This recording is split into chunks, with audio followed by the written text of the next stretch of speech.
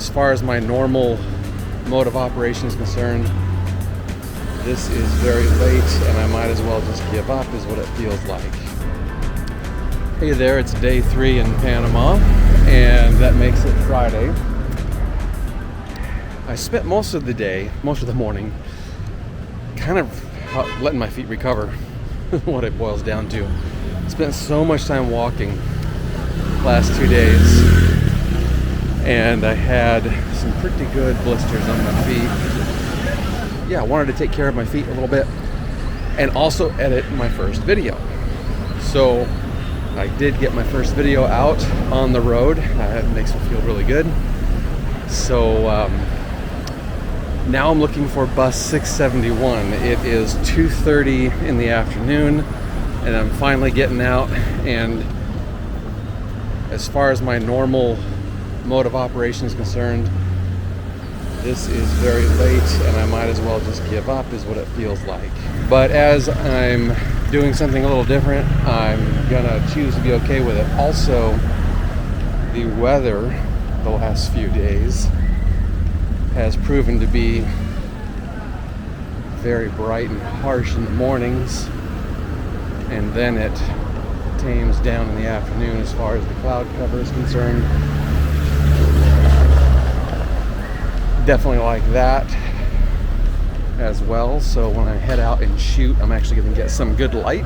So I'm going to Panama Viejo today, which is way more than an old town. It is an archaeological site, and this type of lighting should be really good for that type of text, for that type of subject, because the textures in the brick and all sorts of kind of things are going to be really looking good, I think.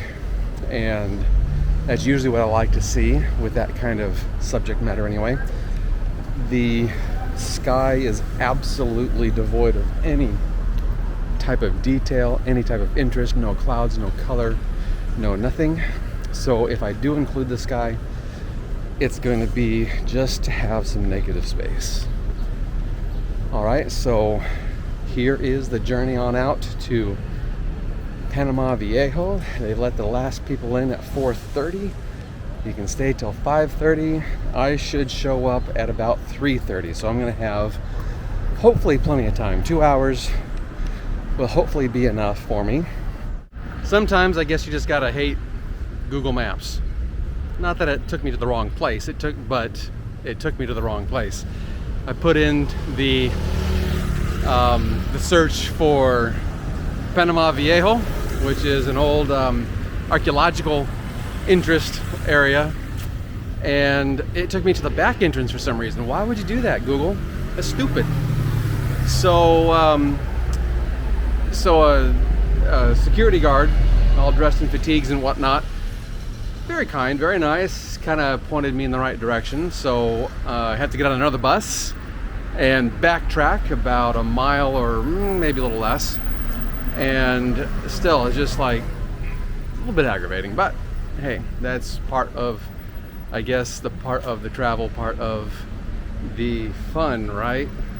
Said sarcastically. So now I wait here for one of 4 different buses that'll take me back between that half mile and mile back that way, and I'll finally get to the entrance, be able to pay my $15 entrance fee. By the time I get there, it'll probably be almost 4 o'clock. So they let the last people in at 4:30. You can stay till 5:30, so is what I was led to believe. We'll see if that's actually the case. It may entirely be a bust, I don't know. We shall see. Sometimes this whole business of tooling around town is really annoying. But anyway, I'm finally here. Was waiting at the bus stop for what seemed like forever. I turned down the first cab that was honking at me, trying to get me to take his services. And then I started flagging down any cab I could think of that I could see. Finally got one that was empty. He said it would be $1, what I assumed to be $1, because I said, ¿Cuánto cuesta por, what did I say? Entrada de Panama Viejo, which is how much for taking me to the entrance of Panama Viejo. And he says, dolore. I don't know if for him that is plural, because I assumed that meant $1. And I said it back, dolor. Si, he says. All right. I get in and he takes me here. Ah, it's perfect. And then all of a sudden it's $2 when I get out. So part of me says, I really don't care. I just want to get going. So of course I paid it without arguing. And also part of me says, well, that's probably par for the course. I'm obviously a tourist. I'm obviously not from around here. And he's gonna jack up the price. Always happens. Well, maybe not always, but very frequently often happens. All right, so as I walk in, there's supposed to be some trams. That tram just went by. I wasn't gonna wait for a tram because they offer some kind of guided tour and whatnot, but you have to schedule that. And I did not obviously schedule that. I only today thought to come here, and I'm here a little bit later than I would like to be, but I have an hour and a half, so it's not too bad. So I am on the grounds and I have stuff like this.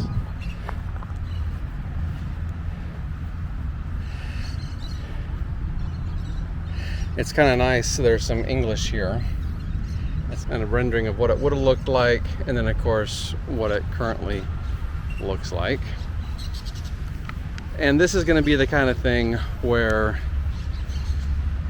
I love this kind of stuff, as I'm sure you know, but it's also one of those things where I have to get in a certain frame of mind, because of course I can get a record shot, and I don't want to discount those. That's the kind of the problem I have sometimes when shooting a subject like this, is my frame of mind. It's about opening up, or it's about, accepting is the wrong word, recognizing. It's about recognizing that there's still a lot of value in getting that record shot, and getting that shot that might feel a little bit boring, or it might feel a little bit, well, just not the creative side of it. And often when I'm in a place like this, I find myself very happy that I got those record shots, because the record shots are also creative. Because there's a certain mindset or a certain practice that you're doing, that you get it yourself into, and that just comes through, even though I'm getting something that's like, I may not be feeling it right now. And so I'm getting that record shot, as it were, where I'm just recording the fact that I was here. But when I do that, oftentimes it turns into something really good. I love this, what I'm seeing over here. I'm going to start this with this shot here, I think, where I've got the juxtaposition of the old and of course the new, and then the very interesting clouds above. It's providing a lot of interest in the sky there. And as I zoom back out, you can see a little more of the lay of the land and what the clouds are doing. And so I've walked in maybe 100 feet and I came across this. It's definitely time to get my GPS watch going. It's definitely time to get my tripod out. Definitely time to get shooting. So let's make our first picture, shall we? This is certainly turning out to be a good place, and I'm going to wish I had more time here. I've got an hour left, and I'm going to continue walking up. The tram has gone by a couple of times. Part of me says, oh, I should have just done it, but it's not that long, and I'm getting to see the things that are along the way.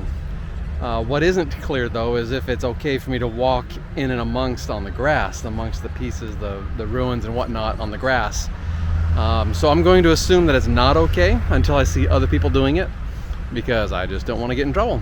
And right now I've been able to focus on either some wide angles and looking at some of the texture and just the placement of these buildings, the placement of these structures, I should say. But this last one, of course, it's all about the construct of the new city behind and this really ancient portion that's been preserved. So yeah, that's pretty cool. Looking pretty good.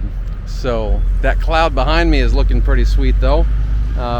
Hopefully I can get some other angles going back that way, so I can have that very interesting cloud in the background there. But I shall continue walking on. In fact, I'll just go ahead and grab the camera. I'm done here, and let's just continue walking on and taking a look at this cool place, Panama Viejo.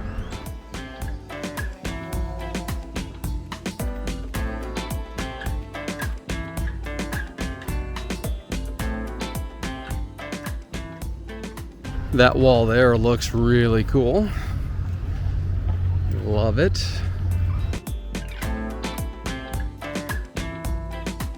The entire complex spanned 2 city blocks, even cutting off a street that ran behind it. The convent accommodated up to 60 Franciscan brothers who frequently embarked on missions to the southern continent and other parts of the isthmus. And the biggest reason I wanted to stop and come over this way was this little archway item that we have here. So it's not that little. Seeing if I can set up a composition with that very imposing cloud in the background. I wouldn't be surprised if that's going to rain on me in about an hour. Okay, not much of an archway, but there's a hole in the wall there. I'm gonna be able to do something with this, I'm sure.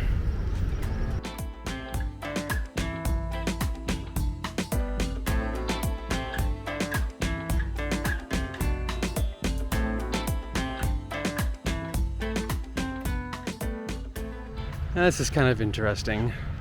What I think I'm going to do here, I'm going to get a panorama from, okay, about here-ish all the way across. It won't have this much in the bottom or on the top. But panorama across and get some of this wall in it too. I think that's going to be kind of cool. Yes, I have this tree right there. Actually, there's 2 of them. There's little mounds here with the trees. But I think I can make this work even with those trees there. I'll space them just right. Mostly the old, a little bit of the new, and a little bit of interest in the sky as well with those clouds. I might have to work with that in Lightroom a little bit, but I think that is gonna work out. So if it does, we'll see it now.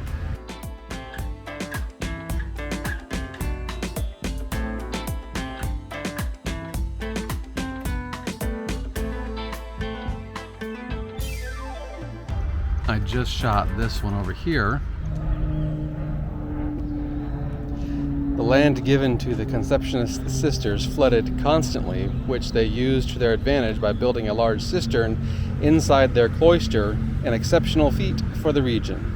The cistern held more than 124,000 liters of water and was built in 3 stages. First, a lower pool was dug, then it was expanded in both size and height, and finally 4 interior vaults were added, and the walls adapted to connect them with irrigation ditches that crossed the entire courtyard and even reached the San Juan de Dios Hospital.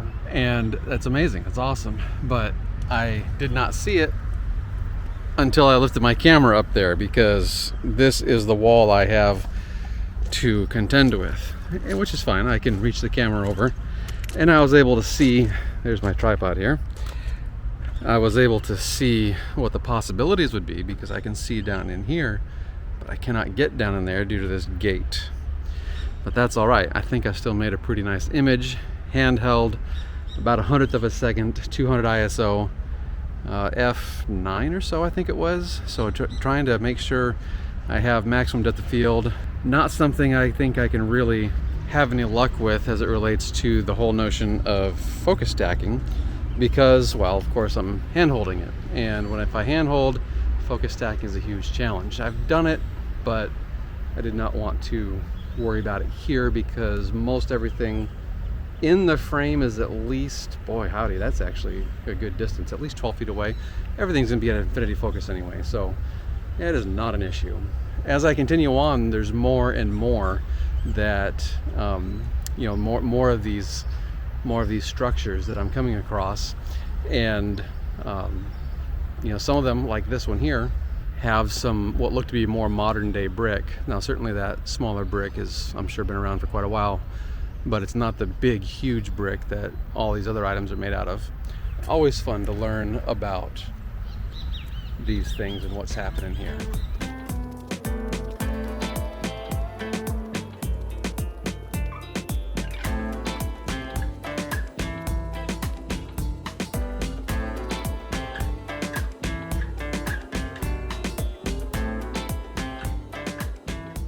It's sometimes challenging to grab a good composition, especially when modern day tents and whatnot are set up right in the middle of it. But then sometimes you gotta isolate. I see this one here. Sometimes you gotta isolate things. I think it's gonna be pretty cool. I have about 20 minutes left, so gotta make the best of it. Looking pretty cool. I'm certainly glad I was able to come out here, even if it was only for a little bit of time. Well, here's a reason for why I should have taken the tram all the way in. It looks like there's stairs that goes all the way up this bell tower.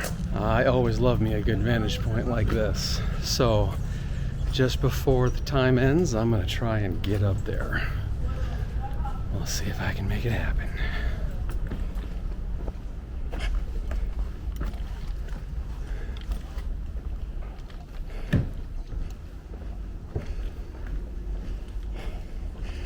Of course, it's modern day stairs, which is just fine. I'm not gonna be picky.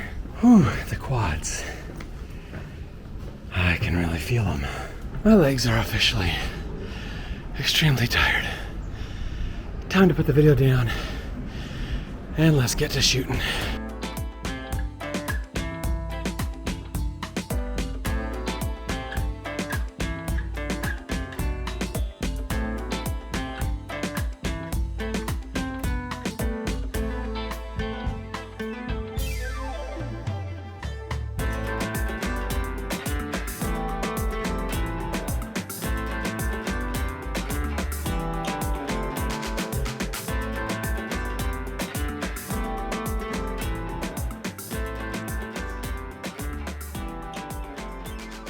Well, I'm done. I have to be. It's 5:30, and while they're not yelling at me, I don't want to get to the point to where they are yelling at me.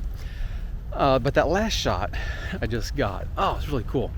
This tree with a fantastic branch overhanging, framing really well some of the ruins, and I think it just turned out really super well.